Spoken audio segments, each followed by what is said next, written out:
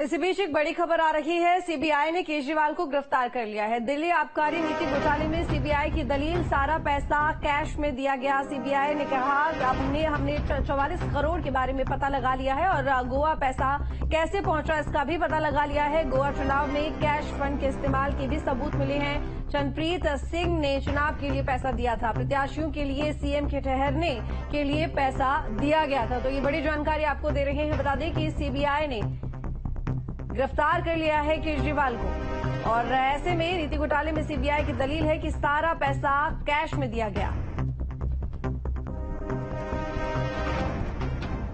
रुमान उल्ला खान इस वक्त हमारे साथ में जुड़े हुए ज्यादा जानकारी के साथ में। अब देखिए, सबसे बड़ी बात तो यहां पर कि पहले ईडी का शिकंजा और अब सीबीआई का शिकंजा अरविंद केजरीवाल के ऊपर और गिरफ्तारी भी हो गई है। लेकिन इसी बीच ये बड़ा खुलासा हुआ है कि 44 करोड़ के बारे में पता लगाने की कोशिश लगातार जारी थी और आखिरकार सीबीआई का ये कहना है कि हमने पता लगा लिया है।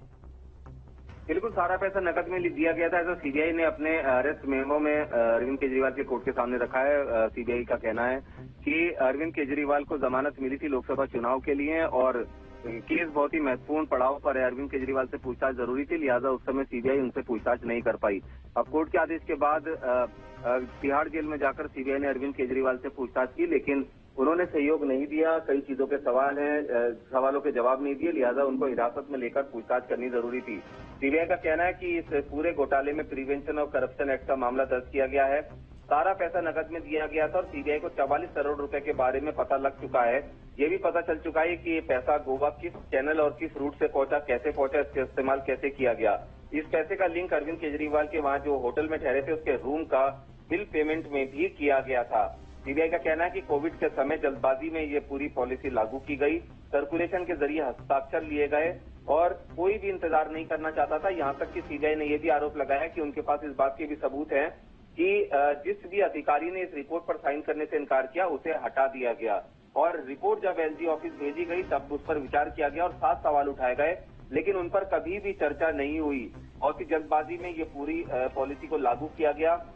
जो साउथ लॉबी है वो चार्टर्ड प्लेन से कोविड के दौरान दिल्ली आई थी और उसने जो नोट दिया था वही पॉलिसी बन गई। चलिए ठीक है रुमान, बहुत शुक्रिया आपका तमाम जानकारी के लिए।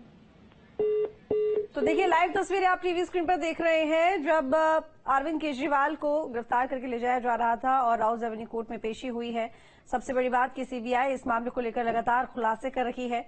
हालांकि पहले से ही अरविंद केजरीवाल जेल में बंद थे और लगातार यहां पर बेल को लेकर वो संघर्ष कर रहे हैं। लेकिन इसी बीच में सीबीआई ने अब अरविंद केजरीवाल की गिरफ्तारी कर ली है और साथ ही 44 करोड़ के मामले को लेकर सीबीआई ने खुलासा किया है कि उन्होंने पता लगा लिया है कि आखिर ये पैसा कहां से आया और कहां को चला गया।